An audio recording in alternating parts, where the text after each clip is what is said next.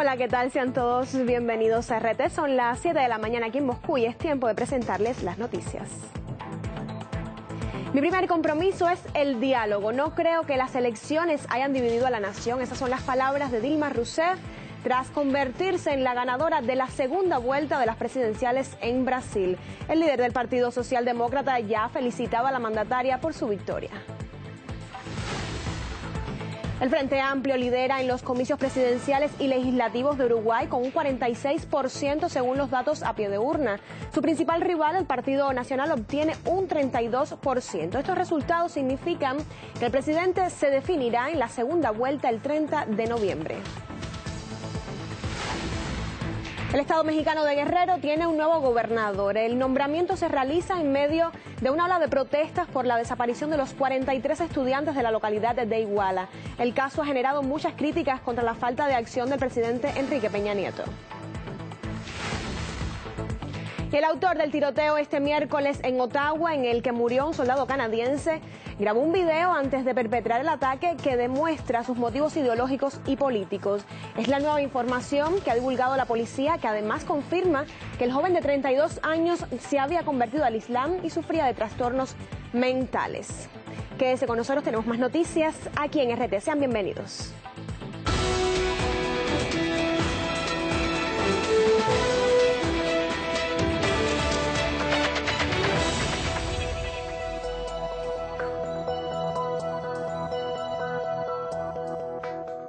Ya se lo anunciamos en los titulares. Dilma Rousseff, la candidata del Partido de los Trabajadores, logra la victoria en la segunda vuelta de las presidenciales en Brasil. Obtuvo casi el 52% de los votos, mientras que su rival, Aécio Neves, del Partido Socialdemócrata, pues logró poco más de un 48%. María Rodríguez Abalde nos trae la última información sobre la jornada.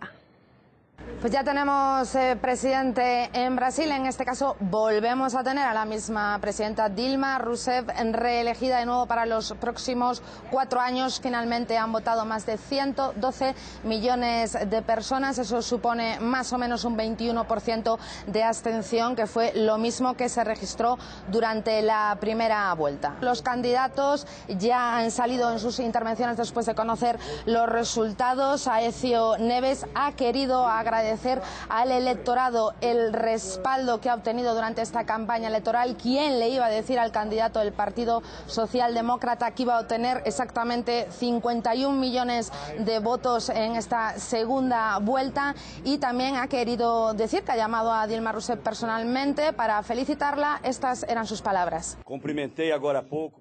He felicitado por teléfono a la presidenta electa y le deseé mucho éxito en su próximo gobierno. También destaqué que la mayor de sus prioridades debe ser unir al país en un proyecto que dignifique a todos los brasileños.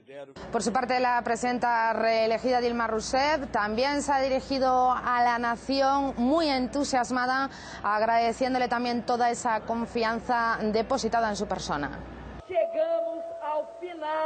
Hemos llegado al final de una disputa electoral que movilizó todas las fuerzas de nuestro país. No creo que estas elecciones hayan dividido a la nación.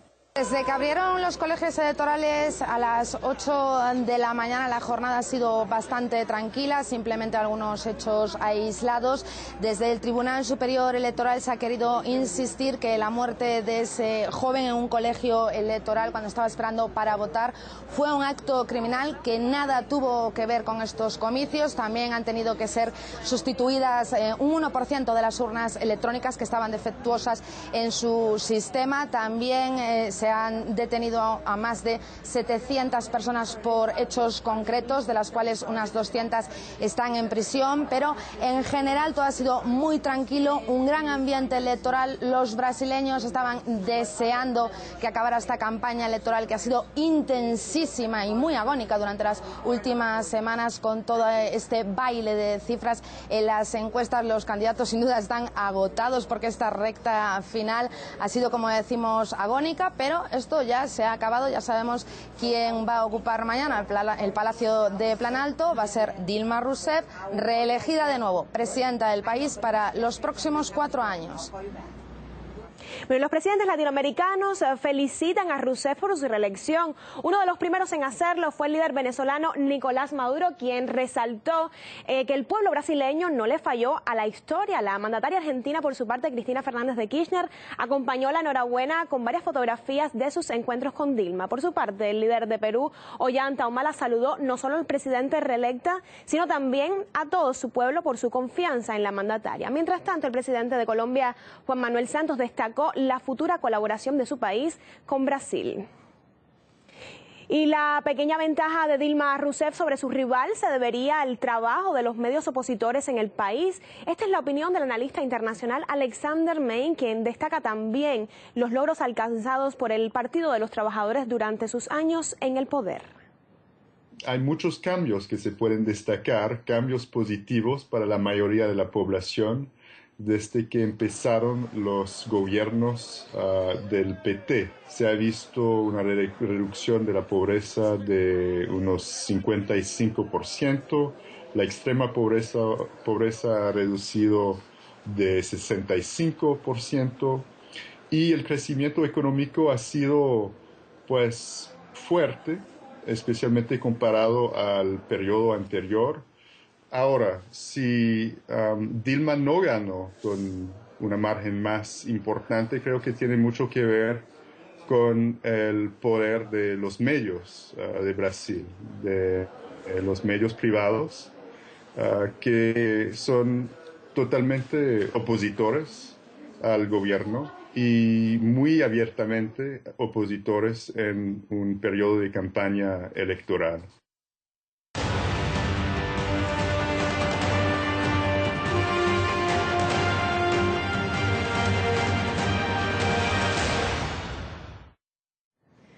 Bueno, y en el vecino Uruguay, el partido oficialista Frente Amplio, encabezado por Tabaré Vázquez, lidera en las presidenciales y legislativas con un 46% de los votos, según los resultados a pie de urna. Su principal rival, el Partido Nacional de Luis Lacalle Pou, obtiene un 32%. Esta votación ha transcurrido con una total tranquilidad y alta afluencia de los ciudadanos. Nuestro corresponsal Ricardo Romero se encuentra en Montevideo y nos cuenta los pormenores de este sufragio.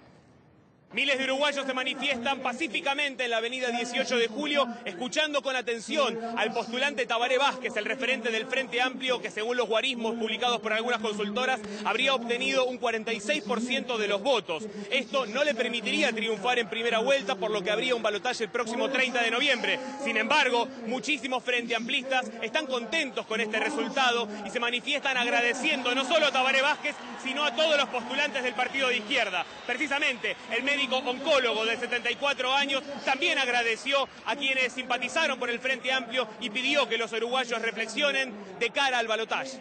Podemos avanzar juntos en los temas urgentes que reclaman un fuerte impulso nacional, como la seguridad, la educación, un shock en infraestructura, la salud, la cultura, y podemos hacerlo en los grandes desafíos que tenemos por delante para alcanzar niveles superiores de desarrollo y de civilización, proyectando además la imagen más potente y prestigiosa de este pequeño gran país, nuestro querido Uruguay. Por su parte, Luis Lacalle Pou, el referente del Partido Nacional, dijo que han obtenido un buen resultado, con cerca del 32% de los votos. Pidió que también los uruguayos reflexionen y confió en una posible victoria del Partido Nacional el próximo 30 de noviembre. No se trata aquí de sacar el Frente Amplio. No se trata un tema de mayorías o no, se trata de llegar al gobierno. Y para eso seguramente tengamos que hablar con el Partido Colorado, y por qué no con otros partidos que no han definido aún, como el Partido Independiente y los partidos menores. Vamos a hablar con todo el mundo, siempre y cuando uno en la negociación no se desdibuje. Ahora todo es festejo, todo es algarabía tricolor por parte de los frente amplistas que recorren a lo largo y a lo ancho Montevideo para celebrar este triunfo y se preparan para lo que puede ser una segunda vuelta electoral muy reñida, pero con la confianza clara de poder ganar el 30 de noviembre. La analista internacional Francisca Quiroga nos ofrece su análisis sobre qué cambiará en el país si gana uno o el otro candidato en la segunda vuelta. Si ganara el Frente Amplio, se mantendría el sello Sur-Sur, potenciando el Mercosur, el CELAC y UNASUR, que ha sido una de las cuestiones que uno puede ver en la política que enfrentó tanto Tabaré como Mujica, que lo profundizó. Si ganara la derecha, sería un cambio y un giro en las relaciones con Latinoamérica, porque ya han presentado un discurso de vincularse más con Estados Unidos, la Unión Europea, y dejar esta mirada hacia la región sur-sur. Entonces, obviamente que está en juego en estas elecciones en Uruguay también una definición de política exterior y cómo se van a redefinir también los bloques políticos. Entonces, en esa línea es muy relevante analizar cuáles van a ser las elecciones y los resultados finales.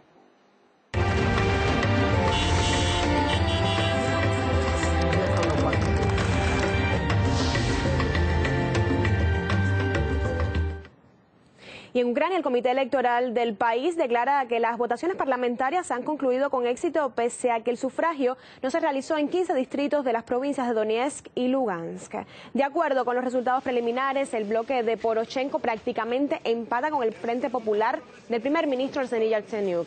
Ambos obtienen casi un 22% de los votos. El actual presidente ya ha agradecido a los ucranianos por votar una mayoría proeuropea y ha anunciado la formación de una coalición con todos los partidos que apoyan al Maidán. Además, a la Rada Suprema ingresan el nacionalista Partido Radical, Patria de Yulia Poroshenko y otras formaciones políticas. La participación en las elecciones legislativas se estima en un 52%. El nuevo Parlamento estará conformado por 423 diputados. Por su parte, el Ministerio del Interior ha recibido más de 300 informes sobre irregularidades en el sufragio. Mientras están escrutando los votos, muchos dudan que estas elecciones acaben con la corrupción en Ucrania. Precisamente esta fue la mayor exigencia de la sublevación en Maidán. Boris Kuznetsov nos muestra qué es lo que realmente predomina al día de hoy en la vida política ucraniana. Hijos, primos, sobrinos, amigos y amigos de los amigos en el poder. El amiguismo que con tanta ira atribuyen los seguidores de Euromaidán al depuesto presidente Viktor Yanukovych y que fue uno de los motivos principales de saña en contra de su mandato parece persistir pese a la llegada de administración de Poroshenko, quien prometía extirparlo. Una serie de asignaciones en Ucrania han tenido lugar gracias a los contactos personales con el presidente.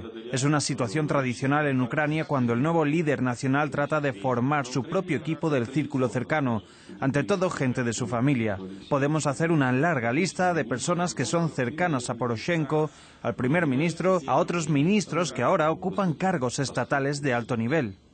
Mucha gente está más que desilusionada con el nuevo poder. No cambió absolutamente nada. Creo que todo está aún peor. La gente muere sin ninguna razón. Creo que ese gobierno debe desaparecer de la faz de la tierra. No me gusta ese gobierno, me da lástima que la gente haya muerto por nada. Mi hijo también estuvo en Maidán y fue herido. Y cada vez me pregunto, ¿para qué? ¿Para qué sufrí tanto como madre? El equipo que formó no inculco confianza y no veo con ella ninguna perspectivas para el desarrollo del país. La corrupción persiste. Creo que de hecho al poder están mismas personas que eran antes. También se repite una situación en que las riquezas de los servidores públicos sorprenden a la sociedad. Así se supo que el teniente del fiscal general tiene una impresionante hacienda de 140 hectáreas. La decoración de su poco humilde casa de campo, por supuesto, es de lujo. Su jefe tampoco parece ser un asqueta. Los activistas hace poco publicaron el vídeo de una mansión de Roma en una también enorme parcela en zona muy prestigiosa que además incluye su propio lago. Los bienes de Poroshenko a su vez se estiman en más de $1.000 millones, aunque oficialmente prometió vender sus activos empresariales, sigue controlando el Canal 5 y la fábrica de chocolate Rosen. Piotr Poroshenko es una persona legendaria. Dicen que no importa qué cargo ocupaba, ante todo estaba vendiendo bombones y aun cuando era el canciller, en reuniones oficiales, tras saludar a alguien regalaba un bombón de su fábrica. Está claro que él pertenece al ámbito empresarial, un hombre multimillonario que está acostumbrado a ganar dinero. Creo que siendo el mandatario tiene oportunidades para asegurar un futuro digno incluso a sus tataranietos. Pero al margen de las predicciones sobre sus futuras generaciones, lo que sí es seguro es que Poroshenko no ha dejado de hacer el destino de su hijo en los comicios parlamentarios. Los expertos subrayan que los competidores de Alexei Poroshenko casi no tienen ninguna posibilidad de ganar porque la región de Vinnytsia, de donde proviene el hijo presidencial, estaría bajo control total de la gente de su padre. De hecho, en esos comicios parlamentarios hay muchos descendientes de políticos y empresarios. Durante la reciente reunión del líder ucraniano con los inversionistas occidentales, uno de los empresarios directamente públicamente acusó al presidente de que la inclusión en la lista de candidatos del bloque político de Poroshenko se vendía por entre 3 y 4 millones. En las condiciones actuales en Ucrania, por supuesto, surge el suelo fértil para la corrupción, porque corrupción aparece donde hay falta de control, miedo, guerra y donde hay personas ricas que saben cómo robar. Les recuerdo que Poroshenko sirvió en todas las administraciones presidenciales ucranianas a partir desde 1991 y saliendo de ellos resultó ser un multimillonario. Posiblemente en esos tiempos de Poroshenko la fusión del poder y el capital ha cambiado de forma, pero no de sentido ni de escala. Lo intrigado de la situación es que muchos apuntan a que no hay señales de mejoría en ese ámbito, ya que la administración del nuevo líder ucraniano ha dejado mucho atrás a Yanukovych en cuanto al número de multimillonarios en el poder. Boris Kuznetsov, RT. Mientras tanto, la infraestructura del este del país sufre serios daños debido a los continuos bombardeos. Un ejemplo de ello es que uno de los mejores estadios de Ucrania, el Donbass Arena, fue afectado por la onda expansiva de un ataque con un misil balístico. Su objetivo, según las milicias, era una planta química. Como consecuencia de la agresión, como pueden ver en estas imágenes, casi pierde la vida una niña. La menor se echa al suelo al oír el impacto del proyectil. Su rápida reacción la salvó de ser aplastada por una parte del edificio que cayó a tan solo unos centímetros de ella. Por su parte, la organización Human Rights Watch asegura que el ejército utilizó bombas de racimo en 12 localidades de la región del este a principios de octubre. La ONU y la OCE prometieron tomar en consideración este hecho. Y este último organismo también denunció esta semana 15 violaciones del alto el fuego en la zona. Las tropas de Kiev fueron responsables de al menos 13 de ellas. Estados Unidos intenta ajustar el mundo de acuerdo a sus intereses. Esta es la opinión que fue expresada por Vladimir Putin el viernes en el marco del Club Internacional de Debates Valdai en Sochi. También señaló que Washington gasta miles de millones de dólares en espiar a otros, y incluidos sus aliados. La medida de influencia en aquellos que no quieren obedecer es bien conocida y ha sido probada más de una vez. Tenemos acciones de fuerza, presión económica y propagandista, intervención a los asuntos internos, apelaciones a alguna legitimidad que está por encima de la ley, cuando hace falta justificar la regulación no de derechos sobre los conflictos, eliminación de regímenes incómodos. Recientemente han aparecido evidencias de que varios líderes mundiales sufren un chantaje abierto, y es que el llamado Gran Hermano gasta miles de millones de dólares para vigilar a todo el mundo, incluyendo a sus aliados más cercanos. Además, el líder ruso criticó a Washington por haber apoyado y fomentado a los extremistas. Aseguró también que las acciones norteamericanas estimularon la incorporación de nuevos miembros a las organizaciones terroristas, como sucedió en Irak tras el derrocamiento de Saddam Hussein. El presidente afirmó que miles de soldados que en aquel entonces se quedaron sin trabajo hoy engrosan las filas de los radicales, aumentando así la capacidad del Estado Islámico. Los kurdos sirios que defienden Kobani han abatido a unos 50 yihadistas, según informa un canal de televisión libanés. En total, desde el comienzo de la ofensiva del Estado Islámico contra esa ciudad fronteriza, han muerto más de 800 personas, según el Observatorio Sirio con sede en Londres. La mayoría de los fallecidos son extremistas, unos 300 son combatientes kurdos, pero también hay 21 víctimas civiles. Por su parte, los kurdos iraquíes que iban a reforzar la defensa de la urbe asediada solo ofrecerán apoyo de artillería, pero no participarán directamente en los combates. Recordemos que Turquía les autorizó el paso por su territorio para que luchen contra los yihadistas. Anteriormente se conoció que el Estado Islámico se hizo con un paquete de ayuda militar destinada a los kurdos. Según el representante de Rusia ante la ONU, este error podría haberse evitado con una mayor coordinación con el gobierno sirio y con la aprobación del Consejo de Seguridad.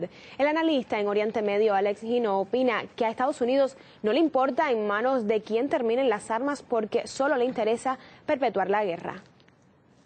Yo pienso que Estados Unidos, al final, como en tantos conflictos que suceden en el mundo, es el primer interesado en perpetuar la guerra. En perpetuar la guerra por diversas razones. La primera razón es porque quiere continuar con la hegemonía mundial y el control total de todas las partes del planeta y de todos sus gobiernos. Y así continuar con esa política de imperialismo a nivel planetario. Y por otro lado, hay que entender que las campañas políticas en Estados Unidos están pagadas y están sufragadas por las empresas privadas, entre ellas el gran lobby armamentístico. Y lógicamente el lobby armamentístico necesita guerras. Y en verdad, Cuando los Estados Unidos tiran las armas por avión es porque les da igual que vaya a un lado o que vaya al otro, mientras en verdad estas armas se utilicen y puedan volver a vender más armas.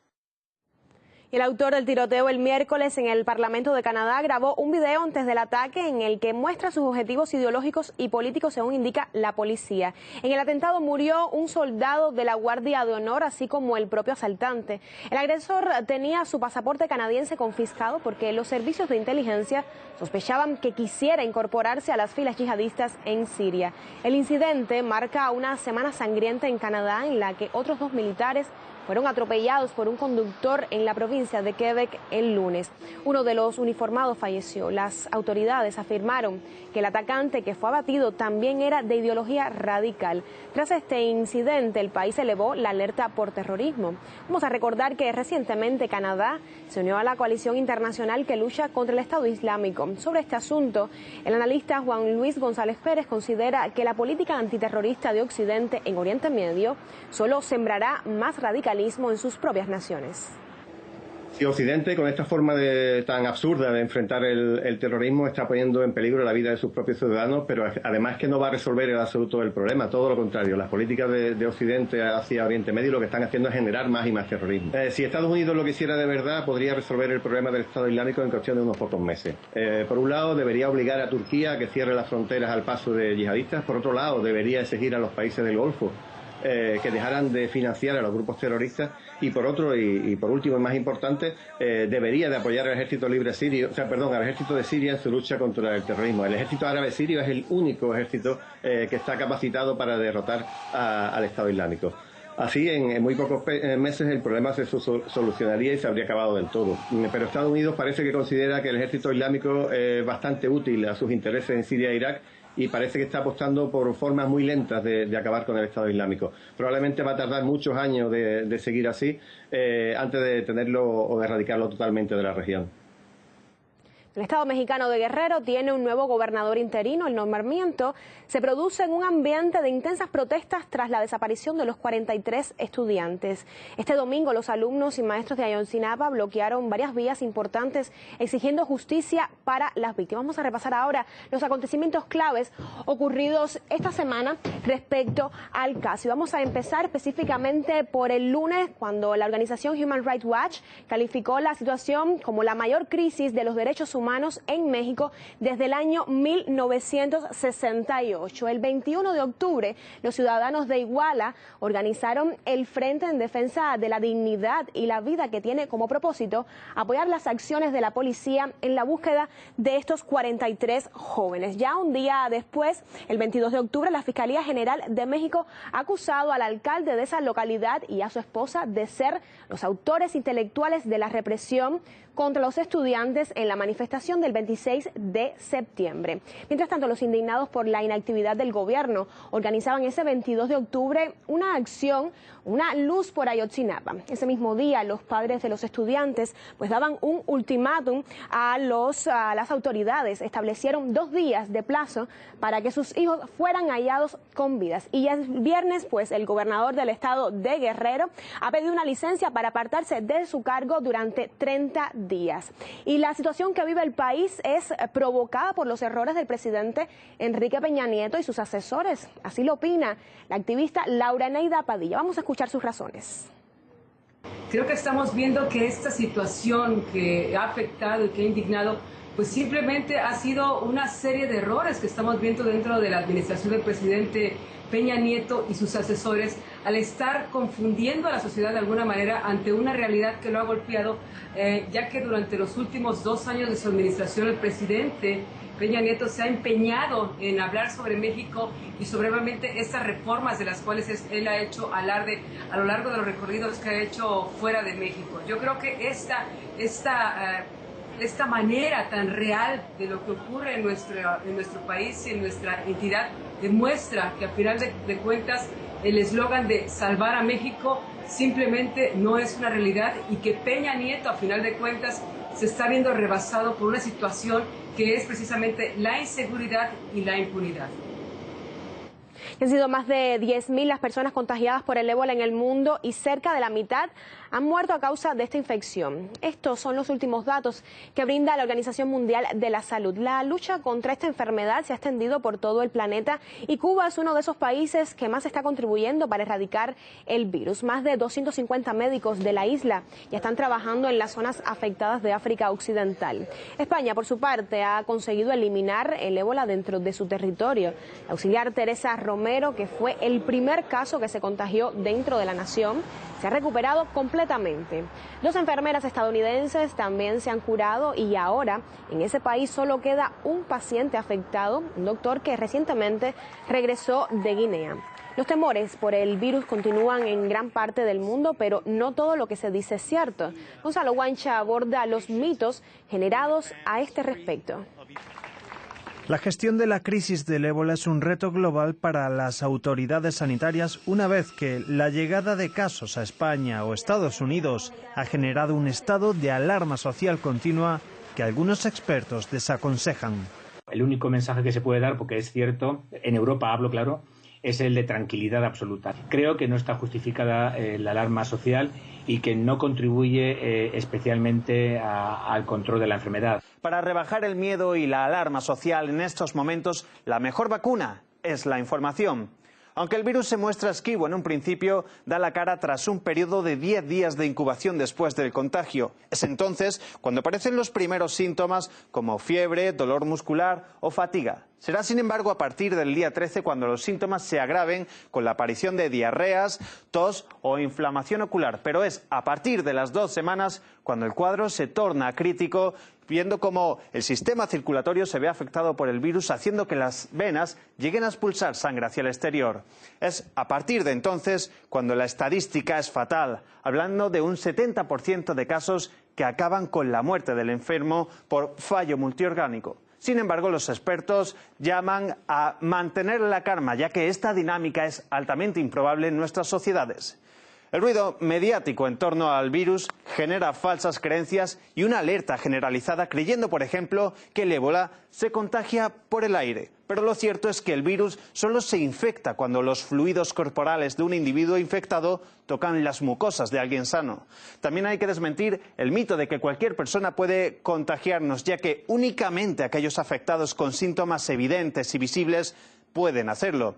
Hay que recordar e informar también que el virus se transmite por vía sexual y además hay que extremar las precauciones en los actos funerarios, ya que el contacto con un cadáver también puede originar la infección. Y por último, hay que desmentir totalmente la utilidad de remedios naturales tales como leche, cebolla o agua salada ante la dolencia, que son totalmente inútiles. Por ahora, la investigación de 3 grandes laboratorios es la única vía legitimada para hallar una respuesta al ébola. Sin embargo, hay voces que apuestan por alternativas teniendo en cuenta que el suministro de una vacuna no es inminente. Investigadores como Josep Pamies afirman que cuestiones económicas y la relación entre la OMS y las empresas farmacéuticas condicionan la gestión de esta crisis. Como la Organización Mundial de la Salud no tiene la independencia económica que tendría que tener, pues porque está financiada solo en un 23% por los países de todo el mundo con unas aportaciones desinteresadas, el otro 77% aportaciones interesadas, también se mezclan empresas farmacéuticas, alimentarias. Pero más allá de mitos, la alarma social o el hallazgo de una vacuna, la realidad en los países del África Occidental no ofrece paliativos. Los fondos económicos llegan a la zona con lentitud y las medidas adoptadas en los países han creado inseguridad y han contribuido al alza exponencial de los casos.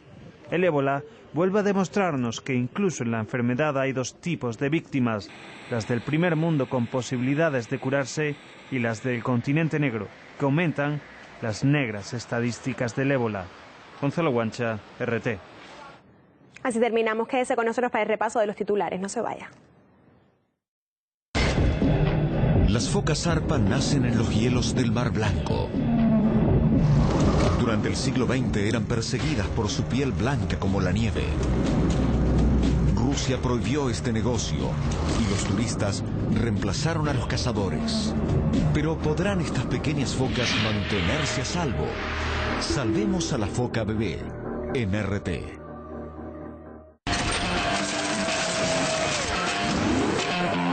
Desde la microbiología hasta las escalas cósmicas. Las invenciones que cambian la vida para bien. Los descubrimientos que hacen marchar el progreso. Tecnología de Rusia.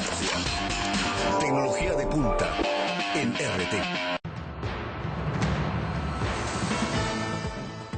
Bienvenidos de regreso, vamos a repasar los titulares de la jornada. Dilma Rousseff gana en la segunda vuelta de las elecciones presidenciales en Brasil. Obtiene más del 51,5% de los votos, mientras que su contrincante Aécio Neves logra poco más del 48%. El líder del Partido Socialdemócrata ya ha felicitado a la mandataria por su victoria. El Frente Amplio lidera en los comicios presidenciales y legislativos del Uruguay al obtener un 46% de los votos según los datos a pie de urna. Su principal rival, el Partido Nacional, obtiene un 10% menos. Estos resultados significan que sus representantes Tabaré Vázquez y Luis Lacalle Pou se enfrentarán en la segunda vuelta el 30 de noviembre. El Estado mexicano de Guerrero tiene nuevo gobernador. El nombramiento se realiza en medio de una ola de protestas alrededor del país por la desaparición de los 43 estudiantes de la localidad de Iguala. El caso ha generado muchas críticas contra la falta de acción del presidente Enrique Peña Nieto. El autor del tiroteo este miércoles en Ottawa, en el que murió un soldado canadiense, grabó un video antes de perpetrar el ataque que demuestra sus motivos ideológicos y políticos. Esta es la nueva información que ha divulgado la policía, que además confirma que el joven de 32 años se había convertido al Islam y sufría de trastornos mentales. Ahora yo les invito a quedarse con nuestro programa Detrás de la Noticia. Quédese aquí disfrutando de nuestra programación.